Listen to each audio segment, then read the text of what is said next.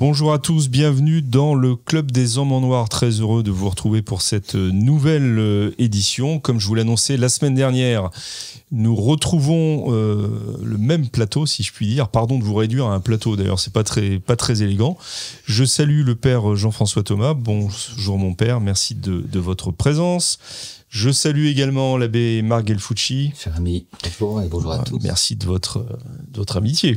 Je suis sensible. L'abbé Grégoire Cellier. Bonjour monsieur Maxence et bonjour à tous les clubistes. Merci beaucoup. Et puis je finis par vous, Anne. Bonjour Anne le pape, donc. Bonjour à tous. Merci également de votre présence. Alors la dernière fois, l'émission précédente, si vous ne l'avez pas vue, ne manquez pas d'aller la regarder. Nous avons traité d'un sujet, comme on dit en presse, d'un sujet de société, à savoir la peine de mort, même si nous l'avons évoqué au regard de la position de l'Église catholique et de l'évolution de sa doctrine sur ce point-là.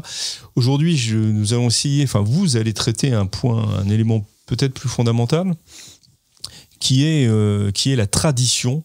Ce qu'est la tradition de l'Église, c'est un mot qu'on emploie beaucoup, au moins dans certains milieux depuis de très nombreuses années maintenant, et j'avais souhaité avoir quelques éclaircissements sur cette notion de tradition, sur sa place, son importance dans l'Église, et sur l'importance que lui accordent ceux qu'on appelle également les traditionalistes.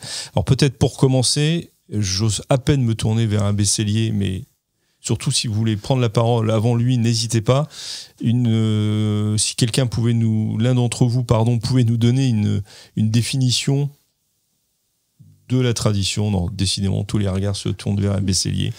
Monsieur l'abbé, qu'est-ce que la tradition ? Alors la tradition au sens général, ce qu'on appelle la tradition avec un grand T dans l'Église, c'est l'acte même de transmettre sans altération la révélation divine et par conséquent le contenu même de ce qui est transmis. Alors cette tradition a d'abord été orale parce que les apôtres ont prêché avant d'écrire, puis elle a été en bonne partie fixée par écrit, et donc certaines vérités néanmoins ont toujours continué à être transmises seulement à travers l'oral, ce qui fait qu'aujourd'hui on parle de l'écriture et de la tradition dans ce sens plus restreint qui est compris dans la tradition dans l'ensemble, c'est-à-dire la transmission de la révélation divine, et également, sous-jacent bien sûr, il y a l'interprétation par le magistère de cette tradition révélée.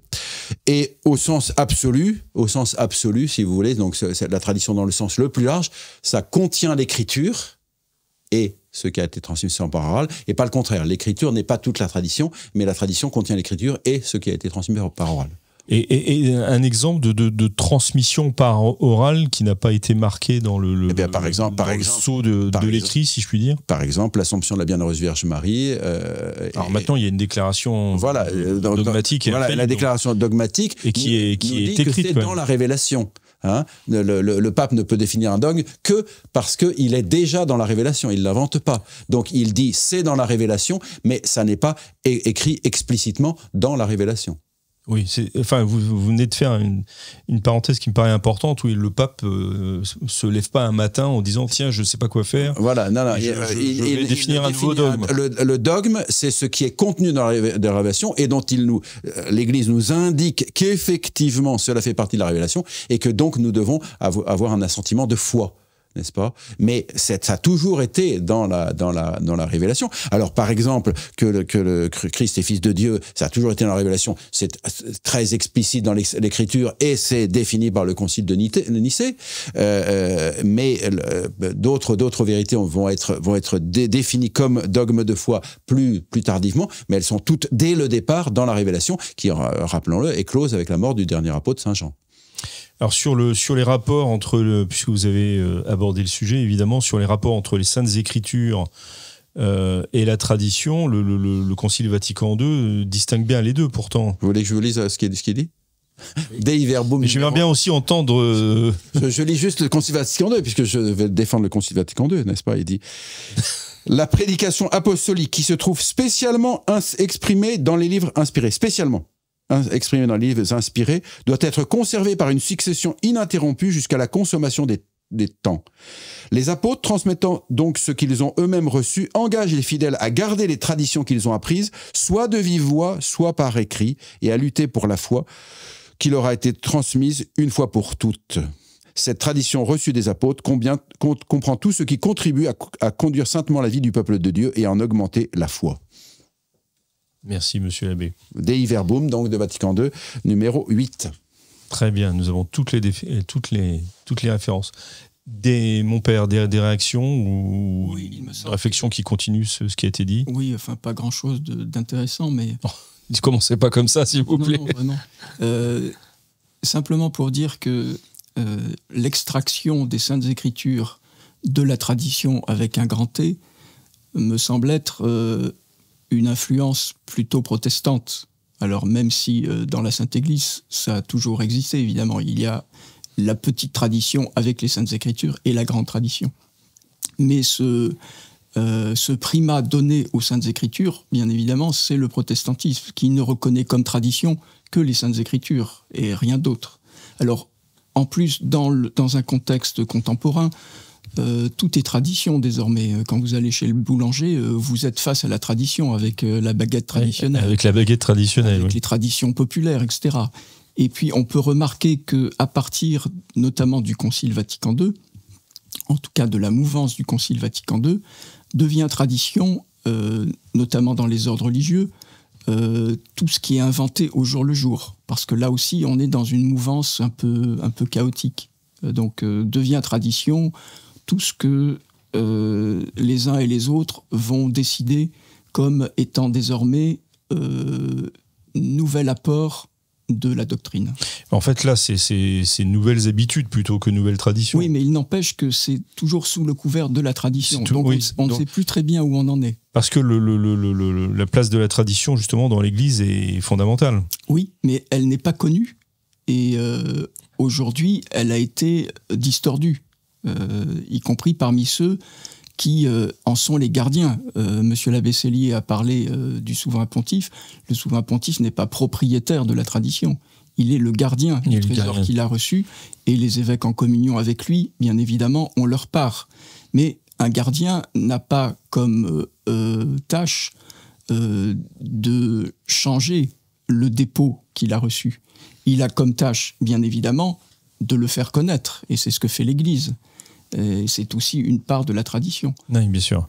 Sur le rapport entre les Saintes Écritures, vous disiez qu'il y avait une influence protestante sur le fait qu'on distingue maintenant, je ne sais pas depuis quand exactement, mais qu'on distingue Saintes Écritures et tradition. Non seulement distinction, mais très souvent, les Saintes Écritures vont prendre le primat à tel point que le reste de la tradition, qui existe bien, puisque c'est ce qui fait l'Église, tend à disparaître. Alors comment doit-on voir le rapport entre les deux? Vous vouliez intervenir, monsieur l'abbé Gelfucci, pardon. Eh bien, en fait, c'est le sola scriptura, la seule écriture, a permis de renverser à la fois la transmission du dépôt de la foi, mais aussi l'écriture. Parce qu'en fait, quand vous dites sola scriptura, vous prenez en otage la Bible, et c'est votre interprétation qui devient la révélation divine. Et donc, comme les interprétations changent, eh bien, la sola scriptura, seule l'écriture, en fait, vous lui faites dire ce que vous voulez.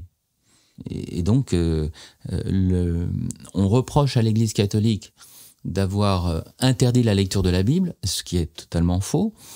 L'Église catholique a toujours demandé qu'on lise la Bible avec un commentaire catholique qui permet de donner l'interprétation du dépôt de la foi et de la tradition orale, et donc et aussi écrite, de ce texte. Vous voyez, tout simplement. Et on ne peut pas parler de cette notion sans citer Saint Vincent de Lérins, mais c'est important. C'est le Commonitorium, l'aide-mémoire qui est écrit par Saint Vincent de Lérins après le concile d'Éphèse en 431. Et il définit ainsi la tradition. Ici commence le traité de Peregrinus pour l'Antiquité et l'universalité de la foi catholique contre les nouveautés profanes de toutes les hérésies. Et Saint Vincent propose alors 3 critères. quod ubique, quod semper, quod ab omnibus. Tenir pour vérité de foi ce qui a été cru partout, toujours et par tous. Si on peut circonvenir le peuple en lui faisant croire quelque chose de nouveau, il y aura l'élément de toujours qui manquera. Si on fait croire à une partie du peuple, les Européens par exemple, par rapport à l'Afrique, une vérité, on pourra dire ce n'est pas partout. Je vois pas à quoi vous faites allusion là. Ce n'est pas partout. Et donc ce critère du commonitorium de Saint-Vincent de Lérins est extrêmement fin. Oui, bien sûr, mais alors comment vous faites avec le dogme de l'Immaculée Conception qui n'a pas mais parce que qui n'a pas toujours été il n'a pas ou toujours pas par tous en tous les cas. Non, on peut considérer que c'était l'opinion commune et que des voix comme celle de saint Thomas d'Aquin émettaient des réserves, mais on peut considérer qu'il n'y a jamais eu une opposition farouche à croire que Marie avait été préservée du péché originel. Peut-être pas d'opposition farouche, mais de ce fait-là, le pardon, hein, j'insiste, mais le tous me paraît quand même mais parce que le cœur même de l'Immaculée Conception, c'est la toute belle, sans tache, et cela, même chez les orthodoxes, donc qui ont ce retard, alors qu'ils aiment beaucoup la Vierge Marie, et que d'après les prophéties, ils mettront ce diamant à la couronne de la Vierge un jour ou l'autre. Vous voyez, ils se défendent quand on leur dit, mais vous dites que Marie a été purifiée, par exemple, à l'Annonciation de la faute du péché originel, ou après sa conception, à sa naissance et tout cela. Et ils disent, oui, mais elle est la toute pure, elle est sans tache. Enfin, voyez-vous, ils sont mal à l'aise, finalement, à ne pas reconnaître l'Immaculée Conception. Vous vouliez intervenir, monsieur l'abbé? Non, je dirais saint Thomas d'Aquin. Rappelons que saint Thomas d'Aquin a commencé par défendre l'Immaculée Conception, puis, à cause de la rédemption universelle du Christ, dont il ne voyait pas la possibilité d'application dans ce cas-là, il a émis des réserves, mais je rappelle que c'est grâce aux thomistes que, effectivement, la réflexion pour rendre compte de ce qui était cru par le peuple chrétien dans son ensemble, oui, n'est-ce pas? Pour rendre compte de façon théologique par ce qui était cru par le peuple chrétien dans son ensemble, que la réflexion s'est approfondie, n'est-ce pas? À trouver effectivement l'angle d'attaque qui permettait de comprendre et de situer ce dogme dans l'ensemble de la révélation, parce qu'il s'agissait bien d'articuler les choses pour ne pas avoir un dogme qui contredise, enfin un pseudo-dogme qui contredirait le reste de la révélation. Et c'est ce qui fait que, je dirais, on est arrivé à une compréhension telle que le pape Pie IX a pu effectivement donc définir le dogme de l'Immaculée Conception. Mais rappelons que le pape Pie IX, après la cérémonie, a donné la rose d'or, donc une récompense au général des franciscains qui avaient toujours défendu l'Immaculée Conception et au général des dominicains qui, eux, avaient suivi la position de saint Thomas. Et le père Del Prado disait, c'est grâce aux franciscains que le dogme a été proclamé, et c'est grâce aux dominicains thomistes que le bon dogme a été proclamé. Donc voilà. Mais encore une fois... Oui, je trouve que l'histoire est très belle, mais encore ça ne me satisfait pas complètement au plan intellectuel. Le tous, là, non, mais attention. Les critères si on revient à la question de la tradition. Voilà, les critères de Vincent de Lérins sont une indication. Elles ne sont pas de foi, déjà. Elles ne sont pas de foi. Le critère ultime du fait que nous soit désigné une vérité comme un dogme, car encore une fois le Concile Vatican I qui définit l'infaillibilité pontificale rappelle que le Saint-Esprit n'a pas été donné au pape, au souverain pontife, pour qu'il invente de nouveaux dogmes, mais qu'il garde fidèlement le dépôt révélé. Donc je dirais le critère ultime, c'est le magistère de l'Église dans sa position infaillible, qui va nous dire ceci est une vérité qui a toujours été dans la révélation. Alors justement, ce rôle du magistère qui est fondamental, comme vous venez le rappeler et le souligner, où trouve-t-il son fondement dans la tradition ou dans les Écritures, enfin les Écritures étant comprises sur cette pierre je bâtirai mon église, et non, mais c'est sûr, mais... ne prévaudront pas contre elle. Fondamentalement c'est cela, et pour en revenir justement à ce côté écrit et oral. Ceci, tu es Pierre, cette pierre, c'est dans la Sainte Écriture, donc dans la partie écrite. Mais rappelons que depuis toujours, le siège apostolique de Rome a été reconnu comme, je dirais, le siège principal de l'Église et la norme pour toutes les autres églises. Toujours, on a reconnu que on pouvait faire appel de toutes les sentences au souverain pontife, etc. Que les légats du souverain pontife devaient présider les conciles écuméniques, etc. Et donc il a toujours été reconnu non seulement par ces phrases de la Sainte Écriture que nous connaissons, mais également par cette tradition orale venant des apôtres. Encore une fois, il ne s'agit pas d'une chose qu'on s'est passée comme ça, il s'agit d'un enseignement des apôtres qui s'est toujours transmis. Par exemple, le baptême des petits-enfants. Le baptême des petits-enfants, c'est une tradition apostolique. Ce sont les apôtres qui l'ont reçu, notre Seigneur. Et c'est pas écrit dans la Sainte Écriture. Oui, il n'y a pas de baptême de petit-enfant dans les évangiles. Dans la Sainte Écriture. Et c'est reconnu par toutes les églises d'origine apostolique, et même par des églises dissidentes, etc., alors que ce n'est pas dans la Sainte Écriture. Donc c'est une tradition qui vient des apôtres, n'est-ce pas? Et donc le fait que le siège apostolique, et que donc le souverain pontife soit le gardien et le garant de la foi, ça fait partie de la tradition, outre que c'est appuyé clairement sur la Sainte Écriture. Alors est-ce que oui, allez-y. Par exemple, le baptême des bébés, c'est de tradition, et dans la Sainte Écriture, quand on n'a pas d'exemple précis, la réflexion théologique va dire toute la maison de Corneille a été baptisée et il devait y avoir des petits enfants. Mais ça sera indirect. Et c'est vrai que si on pinaille dans la Sainte Écriture, comme je suis en train de faire, on parle pas de baptême de bébé, mais on a toujours baptisé les bébés. Donc, voilà. Mais l'abbé Cellier a raison de dire que l'indication de Saint Vincent de Lérins a ses limites, puisque providentiellement, c'est ce qui est donné par le gardien du dépôt de la foi qui sera considéré comme la tradition. Et les 4 conditions du Concile Vatican Ier, là pour le coup elles sont du Concile Vatican Ier, c'est que le souverain pontife, dans sa mission de confirmer ses frères, en tant que successeur de Pierre et vicaire du Christ, exige et oblige l'ensemble des baptisés à croire de foi telle vérité. Ces 4 conditions permettent au pape de dire « l'Esprit Saint m'assiste ». Donc, on n'a pas encore eu, dans l'histoire de l'Église, un pape qui aurait utilisé ces 4 conditions bien clairement pour enseigner une hérésie.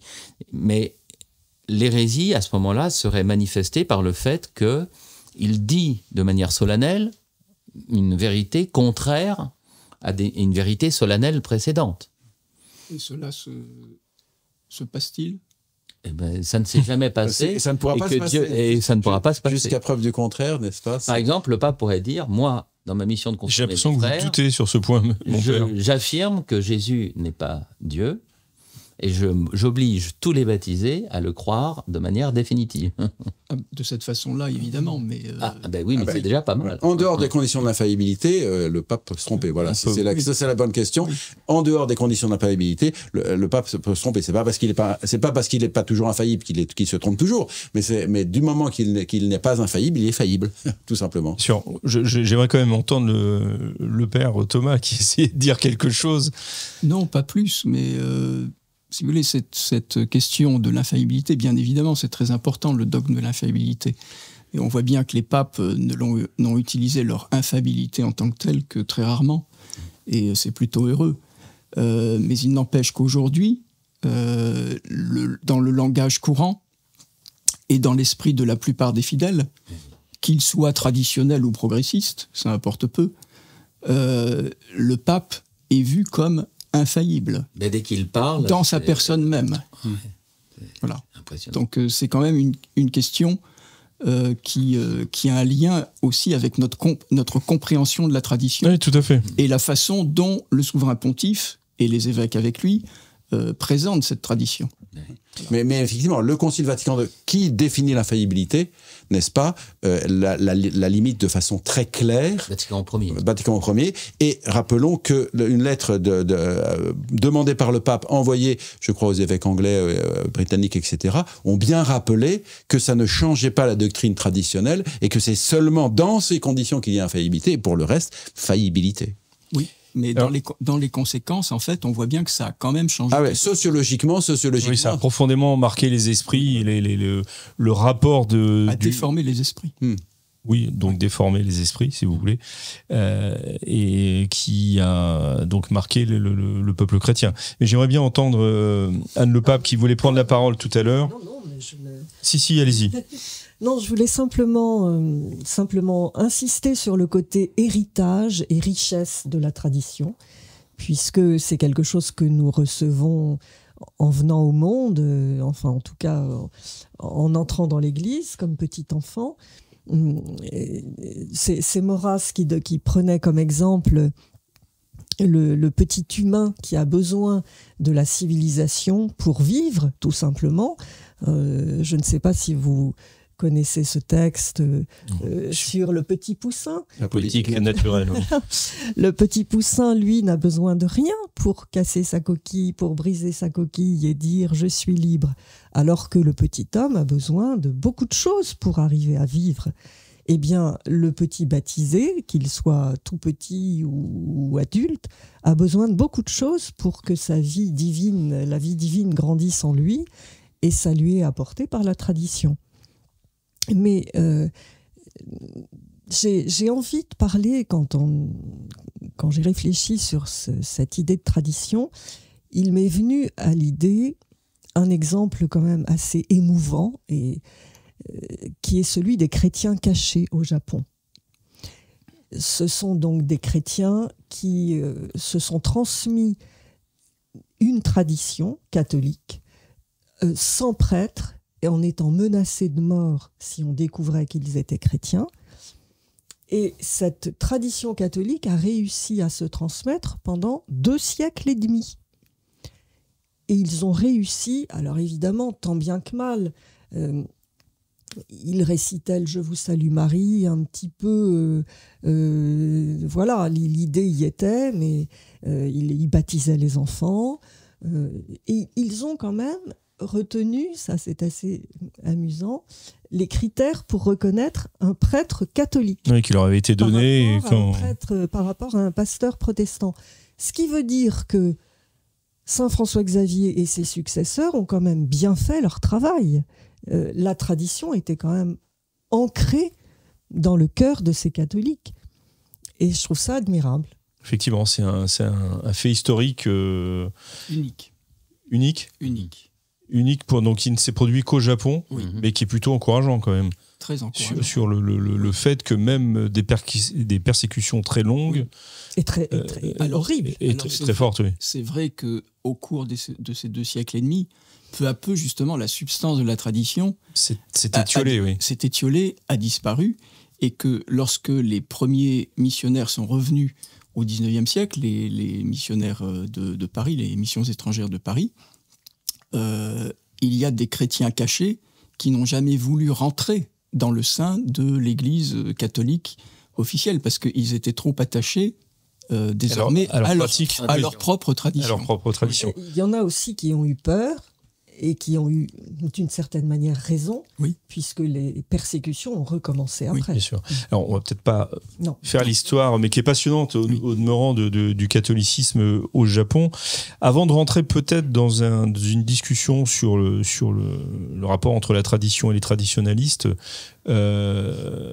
j'aimerais vous poser une question sur le fait que se développe aujourd'hui, depuis un certain nombre d'années, l'idée que la tradition catholique, en fait, s'insère dans une tradition plus globale, une tradition initiale. C'est du guénon que vous nous faites là ? C'est sur ce point-là, oui. La tradition primordiale. La tradition primordiale, merci Monsieur l'abbé, je cherchais le terme. Quel est le rapport donc justement entre la tradition catholique et cette tradition primordiale ? Mais je dirais, on peut le voir de 2 façons.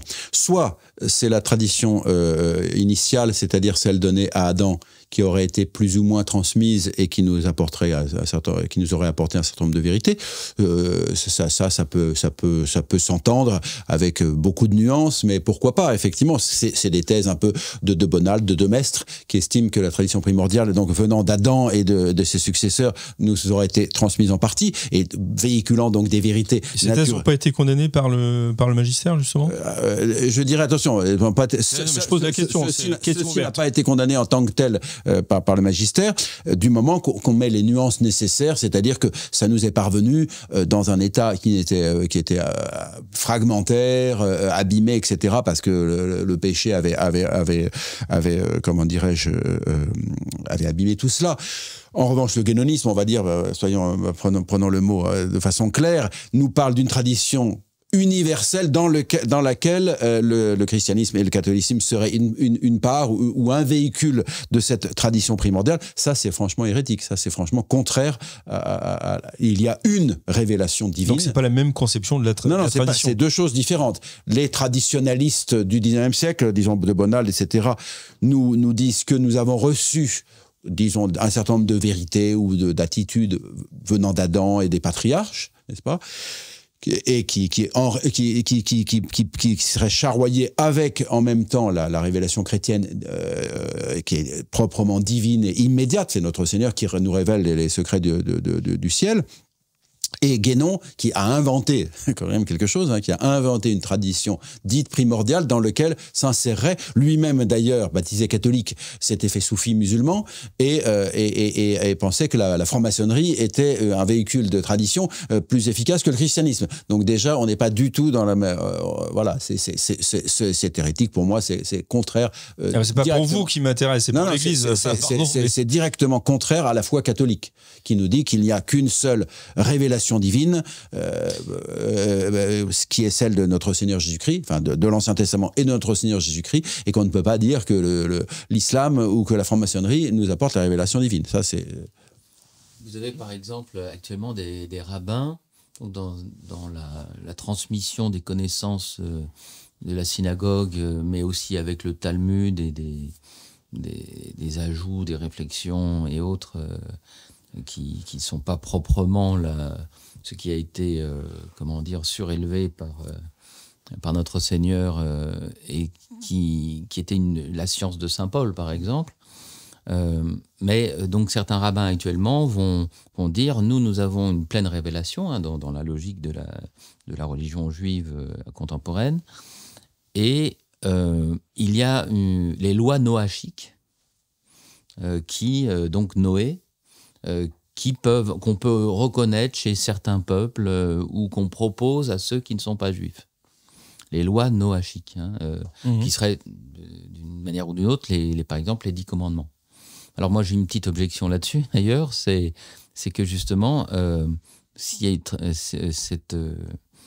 on s'écarte de la tradition révélée par le vrai Dieu, par ses prophètes depuis des siècles et des siècles, on pourrait passer à côté de la monogamie, parce que la monogamie, elle est justement profondément traditionnelle. C'est-à-dire que, comme dit le Christ, il n'en était pas ainsi dès le commencement. Donc la polygamie est certainement pas de tradition humaine, primordiale ou quoi que ce soit. Vous voyez, si on veut essayer de trouver une tradition adamique, il faudra y mettre la monogamie. Pour une morale familiale, voilà. En tout cas, en dehors de la révélation divine, on part dans les inventions humaines, dans les erreurs humaines et dans l'imagination presque.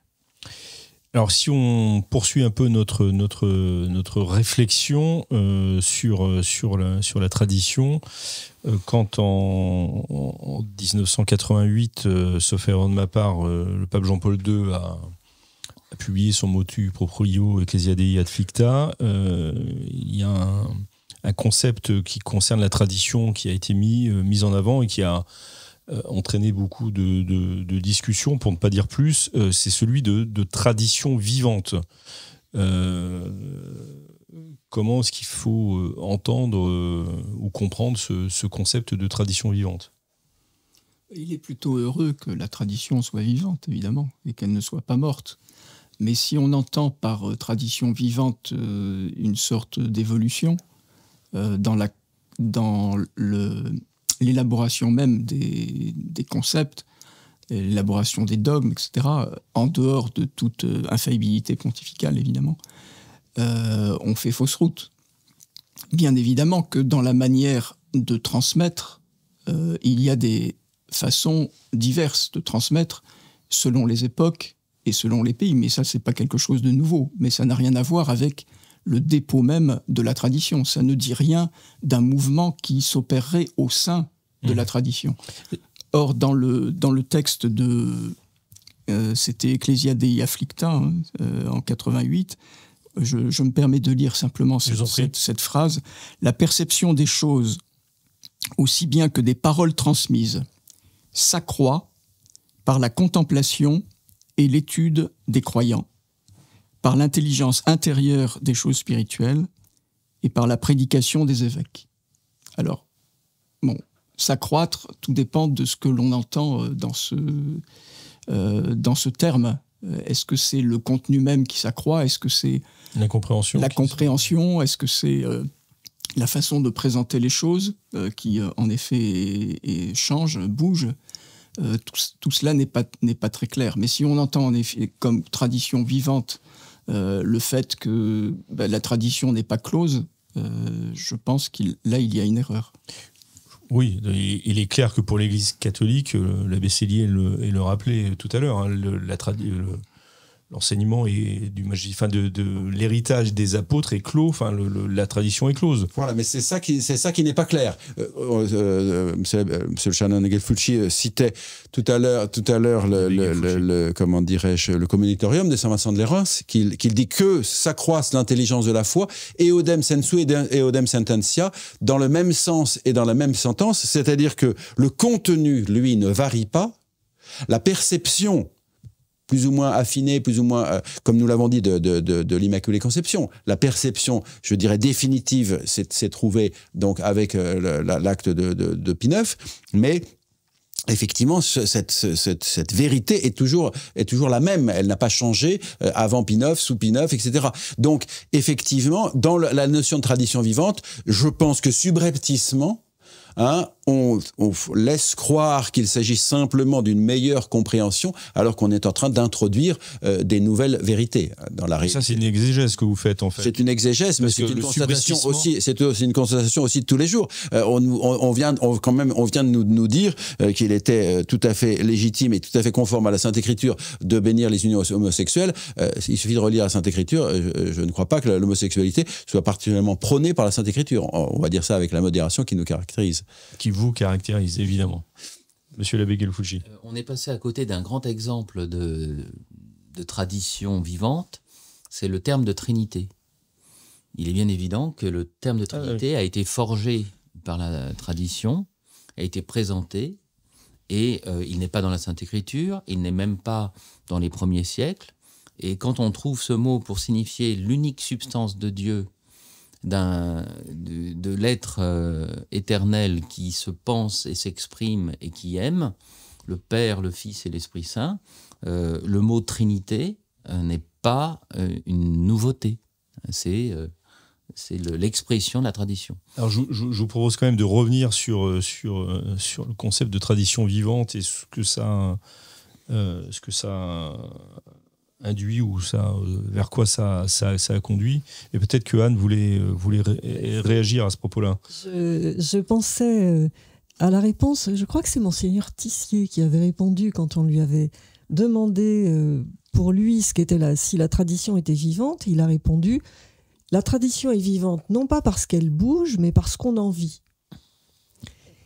Et je pense aussi, je suis savante avec mes livres, comme le Jésuite des Provinciales, à l'abbé Houton, que j'aime beaucoup citer, qui disait que ce sont les choses finies qui changent et que Dieu ne change pas fondamentalement, bien sûr, et que la béatitude au ciel sera un immuable repos. On demande le repos pour les gens qui sont morts. Et que c'est l'enfer l'enfer est le domaine du bougisme et du mouvement. Et enfin, je citerai la devise des Chartreux qui est Stat crux dum volvitur orbis. La croix la croix demeure alors que le monde s'agite. Voilà. Donc la tradition.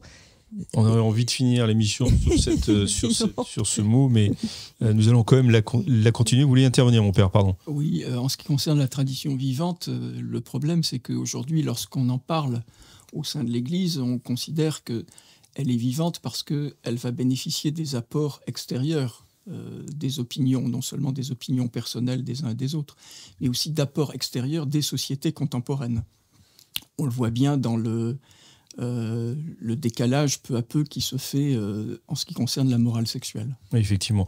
Mais alors quand même, il y a un argument qu'on vous oppose, c'est de dire que les traditionalistes, par exemple, ont figé la tradition soit au XIXe siècle, soit au Concile de Trente, mais se sont d'une certaine manière coupés d'une transmission vivante, justement, et confondent tradition et discipline de l'Église. Mais tous les fidèles sont traditionalistes. Enfin, tous les fidèles sont attachés à la tradition. Ça n'a pas de sens de dire traditionnaliste ou... alors ça, d'accord, alors je retire ce mot si vous voulez, mais... là, vous entendez traditionnaliste par quoi? Et moi, j'entends pas. La messe en latin. Ah, la messe en latin, d'accord. Le sens un peu restreint que ça a d'accord. pris, finalement. Parce qu'avant, on ne parlait pas de la tradition. Avant Vatican II, on ne parlait pas de la tradition. On était forcément... on en parlait tous les catholiques étaient traditionnels. Dans les traités théologiques. Oui, dans les dans la vie courante. Voilà. On en parlait par rapport au texte de Joseph de Maistre. Bien sûr, mais le fidèle lambda ne parlait pas de tradition. Alors que maintenant... Je pense qu'on maintenant... appelle le fidèle lambda, là aussi. Non, oui. Bon, je le prends pour le fidèle lambda, disons. Et donc avant Vatican II, vous ne parlez avant pas Vatican II, je ne parlais pas de tradition. Voilà. Non, mais j'aimerais qu'on réponde quand même, même si le père Thomas m'a décoché une petite flèche, à ma question, qui est l'un des arguments qu'on retrouve assez souvent, qui est quand même parmi ceux qui s'opposent aux traditionalistes, si vous voulez, aux catholiques en général, c'est de leur dire vous avez figé la tradition soit au XIXe siècle, soit au Moyen-Âge, soit dans des aspects disciplinaires qui ne sont plus de mise. Voilà. Je dirais ce qu'on appelle le traditionnalisme, qui est un concept assez vague, mais enfin bon, on le situe à peu près, n'est-ce pas? D'une part, entend recevoir et conserver la doctrine chrétienne telle qu'elle s'est exprimée de façon unanime et éternelle, au moins jusqu'au Concile Vatican II, et rejeter donc les erreurs contraires à cette doctrine. Donc le traditionnalisme reçoit la tradition liturgique, la tradition, je dirais, théologique, la tradition spirituelle de la vie chrétienne, mais aussi c'est une attitude prudentielle, n'est-ce pas? Parce que nous sommes dans une crise, nous sommes au plein milieu d'un brouillard, il y a des tas de choses qui se passent, dont certaines sont évidemment mauvaises, dont certaines sont douteuses, dont certaines sont, on ne sait pas trop, et donc il y a une attitude prudentielle d'attente, je dirais, où on conserve ce qui se faisait jusqu'au Concile Vatican II, 10 ans, de façon certaine et ordinaire. Donc c'est pas le Moyen-Âge, la liturgie que nous suivons, elle est selon des rubriques de 1962, donc c'est pas le 19e siècle, ne racontons pas des salades, et c'est une attitude prudentielle en attendant que le brouillard se dissipe et que effectivement les bonnes évolutions normales, etc., outre que, je dirais, on ne marche pas à pied ni on ne va en vélo, on se sert de voiture, on se sert d'ordinateur, etc., ne racontons pas des salades non plus sur les traditionalistes. Bien, on est quand même sur Internet, et les sites traditionalistes sont parmi les plus puissants sur Internet, je me permets de le dire. Et donc, en matière de christianisme. Donc, effectivement, il y a à la fois le fait de vivre des richesses de la vie chrétienne et une attitude prudentielle qui dit, pour le moment, nous n'y voyons pas clair, donc nous ne prenons pas de décision, nous ne décidons pas qu'il faut faire comme ci, comme ça, nous restons sur ce qui s'est toujours fait et qui se faisait de façon tranquille et simple, et en attendant que les choses se décantent et que les choses se clarifient. Je prendrai des exemples que... De manière rapide, s'il vous plaît. Les gens voient. On a changé de tenue vestimentaire. L'habit religieux. La messe en latin. Alors, Monseigneur Lefebvre, dans les réflexions, disait peut-être qu'on pourrait dire l'oraison en français, puisque de manière systématique, on a dit l'épître et l'évangile en français, très souvent, de plus en plus. Donc ça, c'est une évolution qui pouvait être comprise. On n'a jamais dit le sermon en latin, mais si vous voulez, le fait de changer de vêtements n'a rien apporté, et cette tradition était bonne et intrinsèquement bonne. Et le fait d'avoir un habit religieux, comme la soutane, c'est une tradition qu'il faut garder. Mais la soutane n'a pas toujours été de mise. Non, mais un habit religieux... L'habit clérical a toujours été... Oui, l'habit clérical mais pas la soutane. Ensuite, la messe Saint-Pie V. C'est pas une question de latin. Si actuellement des jeunes sont attirés par la messe Saint-Pie V, c'est par son recueillement et le fait que ça élève l'âme par beaucoup de silence. Et pour terminer, je vous dirais qu'il y a... le progressisme a voulu que Jésus soit un ami, un copain, et que le pain partagé n'était pas la présence réelle de Jésus, le Fils de Dieu, alors que saint Paul nous dit qu'il faut bien discerner le corps du Seigneur. Et le rituel traditionnel nous fait communier à genoux, entoure les paroles de la consécration d'un sacré tout particulier, et donc on ne peut pas l'abandonner. Et d'ailleurs, actuellement, si vous voulez, le progressisme a échoué sur la présence réelle, puisque maintenant c'est les jeunes qui se mettent à genoux pour communier, même dans une messe justement, réformée, plus participative. Vous voyez, les traditionalistes, auront fondamentalement raison, parce qu'ils ont conservé tout simplement cette présence réelle, mais aussi, et je terminerai là, excusez-moi, la communion en état... Je ne sais pas si je vais vous expliquer. La communion en état de grâce, sur la morale. Vous voyez, on aura beau dire à nos pénitents, oh mais c'est pas grave, c'est pas grave, c'est pas grave. Le sensus fidei, c'est de communier en état de grâce. Monsieur l'abbé, il nous reste plusieurs questions. Anne, vous vouliez réagir? Je vous demande aussi de réagir vite, si possible. La tradition peut changer. Non, la tradition peut progresser. Donc, Eodem sensu et voilà, mais elle ne peut pas changer. Elle ne peut pas devenir autre. Et je me souviens d'une expression disant que la tradition était modelée par les siècles comme un paysage par l'eau ou le vent au long des siècles. Donc, il faut que ce soit quelque chose de très délicat et de pas du tout brutal. Or, l'abbé Gelfucci a évoqué la liturgie, qui a effectivement, c'est ce que le fidèle lambda a vu changer le plus et de façon très brusque. Et ce qui a choqué ce fidèle, c'est que tout d'un coup, il a vu quelque chose de totalement inventé qui lui était proposé. Et je lis un extrait de la messe de Vatican II de l'abbé Barthes, parce que sinon on ne me croira pas. Non. Et c'est un extrait des mémoires en fait de Louis Bouillet, à qui on a demandé d'un jour à l'autre de proposer une prière eucharistique. J'ouvre les guillemets. Par chance, je découvris dans un écrit, sinon d'Hippolyte lui-même, assurément dans son style, une heureuse formule qui pouvait faire, sur le Saint-Esprit, qui pouvait faire une transition. Botte, dont Botte, avec qui il est chargé de trouver quelque chose vite fait, Botte, pour sa part, fabriqua une intercession plus digne de Paul Rebout et de son « à la manière d'eux » que de sa propre science. Mais je ne puis relire cette invraisemblable composition sans repenser à la terrasse du bistrot du Transtévère, où nous sûmes fignoler notre pensum pour être en mesure de nous présenter avec lui à la porte de bronze à l'heure fixée par nos régents. C'est ce qui allait conduire à la prière eucharistique numéro 2. Du canon de Saint-Hypocrite. Voilà. Oui, parce qu'il a été invoqué comme étant le canon de Saint-Hippolyte. Est-ce que la tradition se réduit au mouvement traditionnaliste? Non, à la fraternité Saint-Pédis, par exemple. Il y a diverses formes. D'abord, il y a diverses formes de traditionnalisme. Hein. Il y a la fraternité Saint-Pédis et les autres fraternités diverses.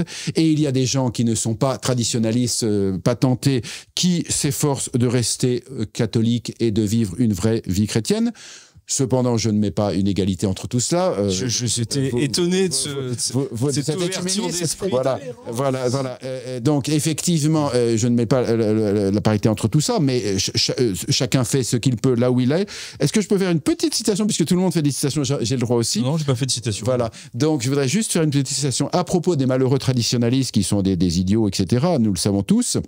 En tout cas, c'est ce qui se dit.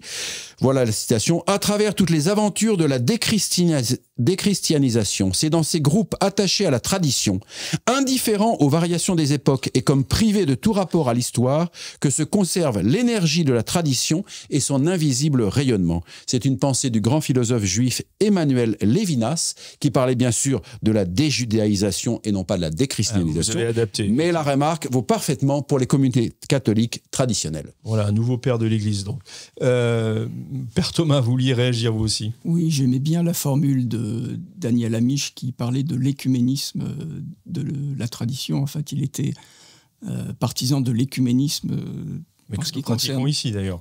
que nous pratiquons ici, évidemment. Nous essayons de pratiquer en tout mais cas. qui doit déborder largement sur ceux qu'on considère trop strictement comme les traditionalistes, parce que je reste convaincu que tout bon catholique est un traditionnaliste. Bien sûr, non mais ça, on vous rejoint. C'est Saint-Pédis. On Les vous vrais rejoint. amis du peuple ne sont ni progressistes ni révolutionnaires, ils sont traditionnalistes. Mais nous sommes d'accord là-dessus, rassurez-vous. La tradition, l'avenir de l'Église? C'est le seul avenir possible. Le passé, le présent et l'avenir. Démographiquement. Non, mais la tradition, c'est l'Église. Voilà, très bien. Merci beaucoup. Évidemment, nous n'avons pas épuisé ce vaste, très vaste sujet. Merci en tous les cas de ces commentaires, de ces précisions sur ce concept important de la tradition. Nous nous retrouvons la semaine prochaine, si Dieu veut, évidemment, pour une nouvelle émission, un nouveau thème et de nouveaux invités. D'ici là, que Dieu vous garde. Au revoir. Et n'oubliez pas de soutenir le Club des Hommes en Noir.